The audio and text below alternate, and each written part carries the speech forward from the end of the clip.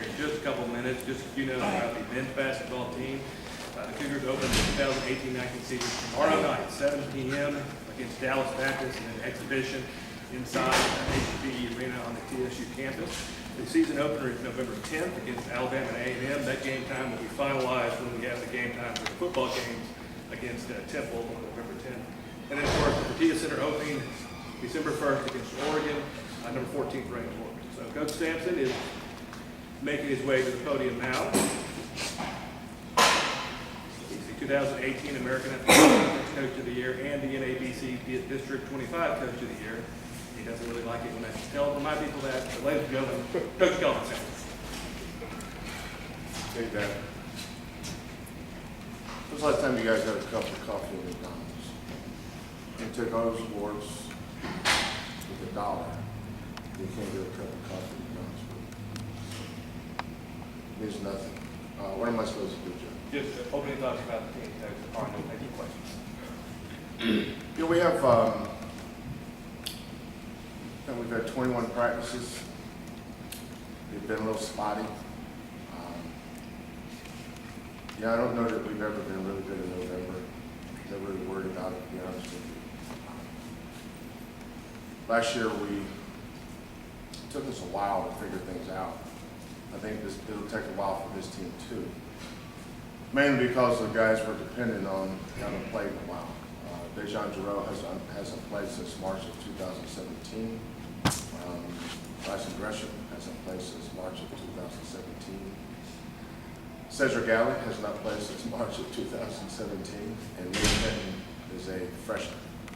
So those are 4 guys that we'll be counting on heavily. I like all 4 of them. They're good players. It takes time. The big thing about developing your team is just have patience. I could tell early on last year's team was going to be good. I just knew it wasn't going to be in November. We got a lot better in December. By the time we hit January, we were consistent. And I think that's been a staple of our program is our consistency. We don't have a lot of highs and lows. We're not up here and we're down here. We're just pretty solid. And I've always, over the years, always thought that was a mark of a really good program. It's just having good consistency in just everything you do. So, questions? If you have a question, please raise your hand and we'll get a microphone to you. Joe, those guys that you mentioned that are coming in that haven't played, mixing them in with the Corys and the Armanis and Breon, at least in practice, have you seen is it a good measure you've been able to maybe fill in some of what you lost, what you need, and I mean, are the compliments there from the different positions that you'll need help? Yeah, well, you think about what we've lost the last 3 years. Damian Dotson's starting for the New York Knicks. He's a starter. Rob Gray is playing for the Fort Wayne Mad Ants, and Devin Davis is playing for that's the Indiana Pacers G League team. And Devin's playing for Lakeland, who's the Orlando Magic's G League team. So, we've lost Devontae's playing somewhere. Who knows where? He may be at the park. But the point is, we've lost pros every year for the last 2 years. When we lost Dotson, we knew we had Gray, and even though Davis missed 16 games his junior year, which basically made him a moot point that year because of injuries, we knew how good Devin was. We recruit these kids. It's not like we put our names out of hats. We had a good idea. And once he got healthy, he was going to really help us.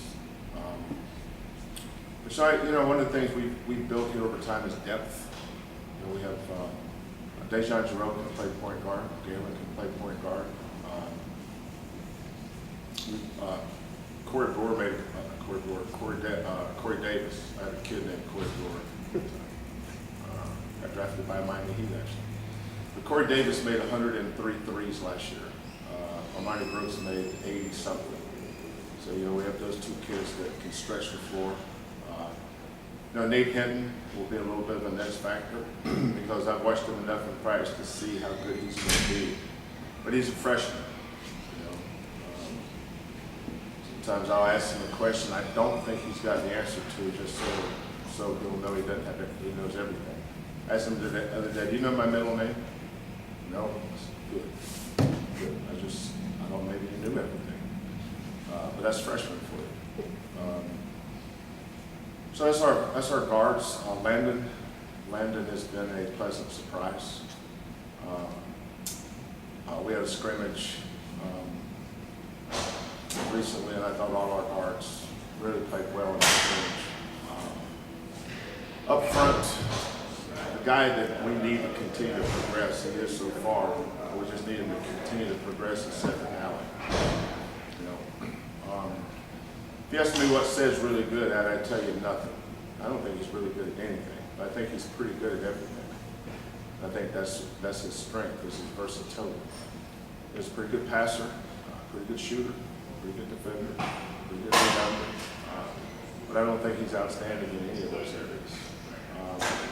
Having him on the floor at the 4 spot is like having another guard though, because he plays like a guard.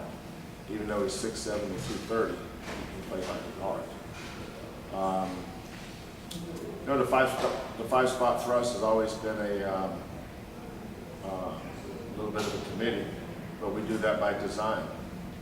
We don't have a starting 5. I have 3. Breon Brady starts the game. Last year in Arizona probably played a lot more minutes than him. But 5-man that really has kind of got us a little bit excited is Bryson Gresham. He's 6'9", he's got a 7'4" wingspan, really good shot blocker, really good athlete, can really run. He's good in those areas. And he's good for Galen and Dejan because those 2 guys really push pace. I think we averaged 79 points a game last year. You don't do that by playing half court. We play with pace. We try to average 72 possessions per game. We chart all that. We have about 9 analytics that we check every game to make sure we're playing our style. And pace and possessions is one of them. So, we'll have a good team. It's not today. Probably won't be next month, but eventually we'll have a good team. Kelvin, you mentioned consistency for your teams over the years. The faces have changed. How have you been able to consistently stay consistent? Well, that's a lot of consistency. I know.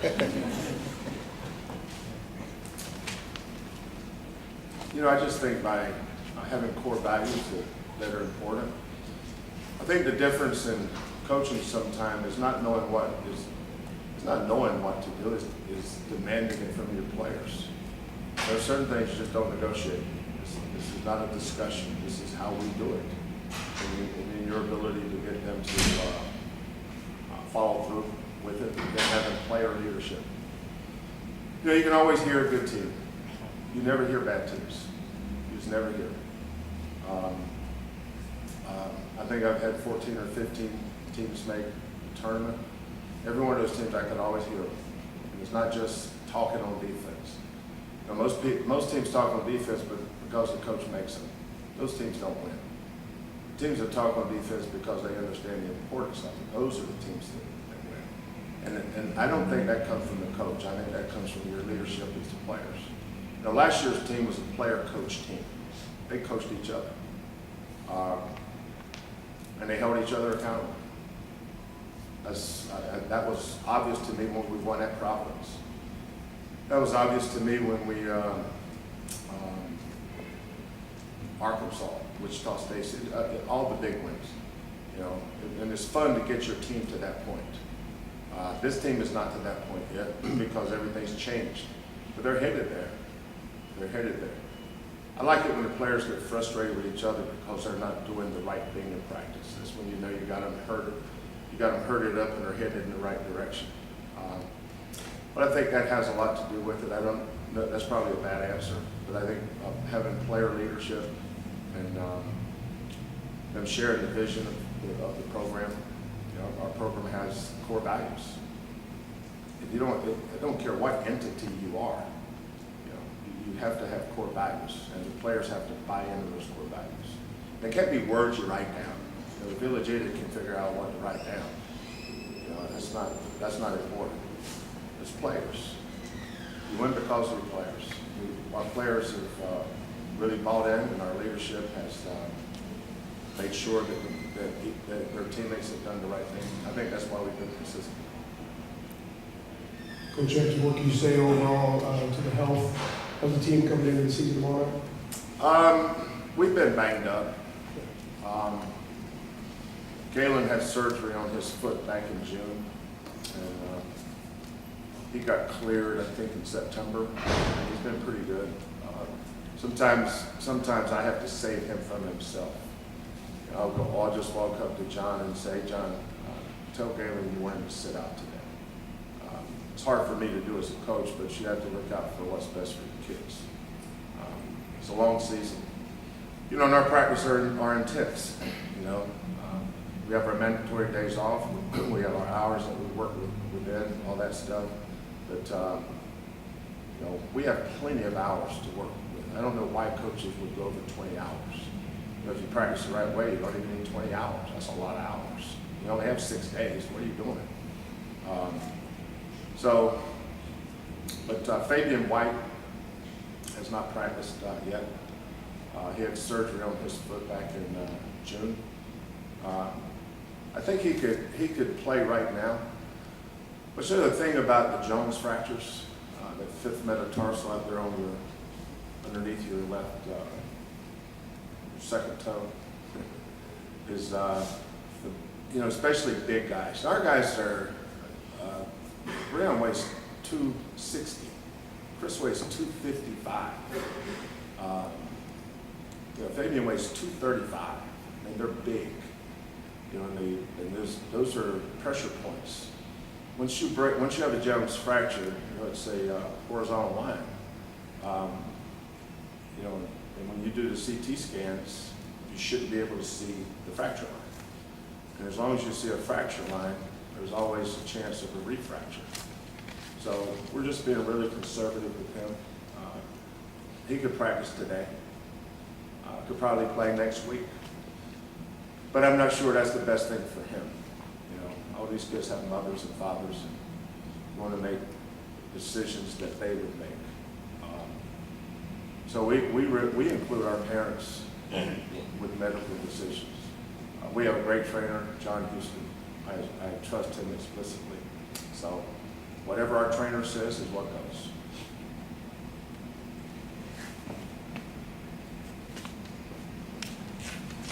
Kelvin, Armani has been such a integral part of what you do off the bench and him coming in and providing sparks. Is the transition now, I would imagine, to the bigger role, the starting role, or is that something that are you still comfortable with him in that role? Do you have somebody else step up, or will Armani kind of move into that? You know, well, I think the positive with our guards, we have 5 guards that can start.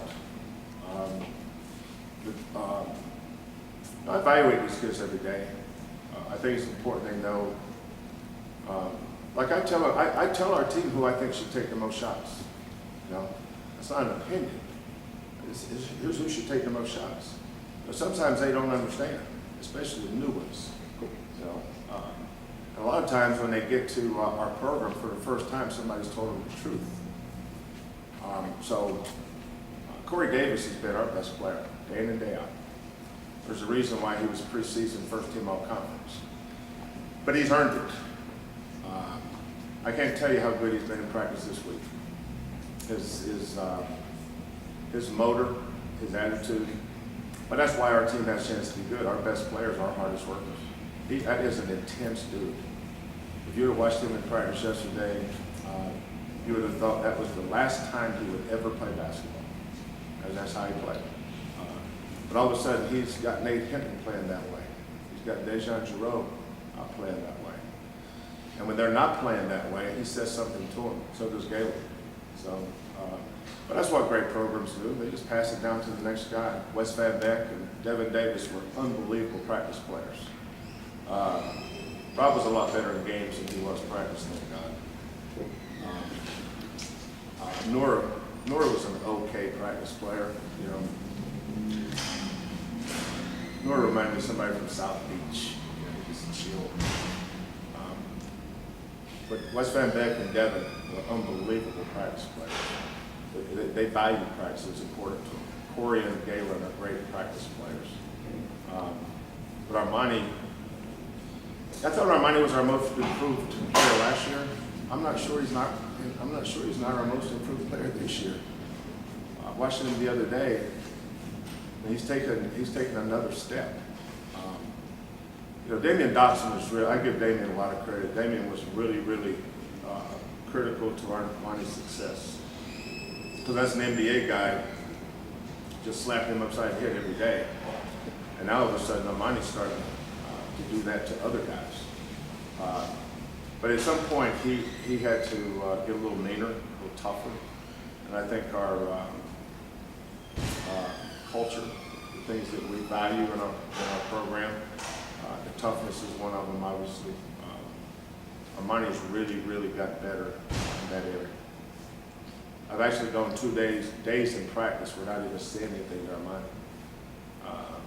Before I think Armani's middle name was Armani blank. I've said that later. It's credit to Armani.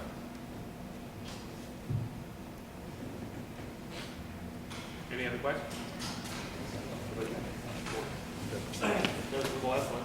Kevin, we're going to go on a tour here at the Fertitta Center in a little while. Just wondering, about a month out from opening, what you've, been impressed, what you've seen, just the whole, this is the next step for this program and opening up that building. Yeah, it's just good to see us get up to the level of the rest of the schools in our league. I don't know that this puts us ahead of anybody. It just puts us even with them. Cincinnati's doing the same thing, renovating their arena. But I wouldn't trade our combination of our guy we live at Medical Center with the Fertitta Center. The combination of those two things,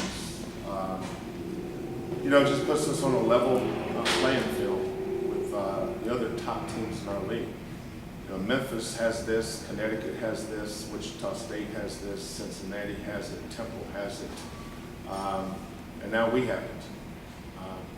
I think the one word is just appreciative, very appreciative. And I speak for a lot of people. You don't take this for granted. Obviously, it's 2018 and we're doing this, but the fact that we're doing it is a big deal. Sometimes people have to change their mindset about who they are and their expectations. Change your standards. I think there's a lot of programs at this school that can compete for championships if you give them a chance. But you have to give them a chance. You have to give them a chance to compete with the other schools. And I think we're getting there with a lot of our programs. I'm impressed with the coaches of the other programs at this school. I think the people around us are starting to realize we can be as good as anybody. I think the coaches have known that. But we needed people to step up and give us a chance. So we're appreciative of it, especially Tillman. There's a lot of people that are always giving you ideas and advice and that stuff. And that's where you learn the difference in listening to somebody versus hearing. I like people that put their money where their mouth is. And there's a lot of people. Tillman is the guy, but there's a lot of other people that have chipped in just as much in their own way. But it's exciting though. I think I told to TJ this morning, and he told me he thought we'd be in there.